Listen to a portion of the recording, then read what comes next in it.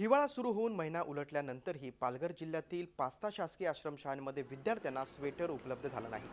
आदिवासी विकास मंत्री विष्णू सावरा यांच्या पालघर जिल्ह्यातील डहाणू आदिवासी विकास प्रकल्प अधिकारी कार्यालयाअंतर्गत 35 शासकीय आश्रमशाळा तर जवार आदिवासी विकास प्रकल्पांतर्गत 30 शासकीय आश्रमशाळा येतात। यामध्ये जवळपास 32,000 विद्यार्थी शिकतात। यापैकी जवळपास 20,000 विद्यार्थी निवासी म्हणजेच आश्रमशाळांमध्ये राहतात। डहाणू आदिवासी विकास प्रकल्पातील गोवाडे शासकीय आश्रमशाळा आणि नंडोरे शासकीय आश्रमशाळांमध्ये झी मीडियाच्या टीमनं पाहणी केली। यावेळी एकाही विद्यार्थ्याकडे स्वेटर नसल्याचं धक्कादायक वास्तव समोर आलं।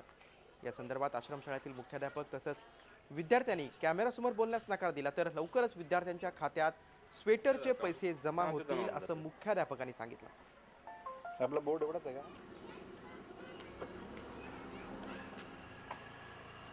आणि या सर्व प्रकरणाचा आढावा घेतला आमचे प्रतिनिधी हर्षद पाटील यांनी। राज्याचे आदिवासी विकास मंत्री विष्णू सावरा यांच्या पालघर जिल्ह्यातील नंडोरे शासकीय आश्रमशाळेत आपण आलेलो आहोत। आपण पाहू शकता हिवाळा उलटून 1 महिना झाला तरी सुद्धा इथल्या विद्यार्थ्यांना स्वेटर मिळालेले नाहीयेत। पावसाळ्यात रेनकोट वेळेवर मिळत नाहीत, हिवाळ्यात स्वेटर्स वेळेवर मिळत नाहीत, त्याचप्रमाणे वह्या पुस्तके वेळेवर मिळत नाहीत। त्यामुळे सरकार बदललं तरी इथल्या आदिवासी विद्यार्थ्यांच्या समस्या मात्र कायम आहेत।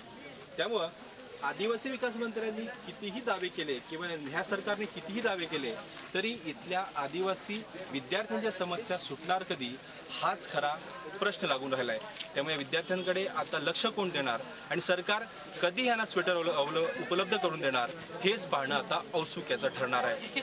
झी मीडियासाठी हर्षद पाटील, पालघर।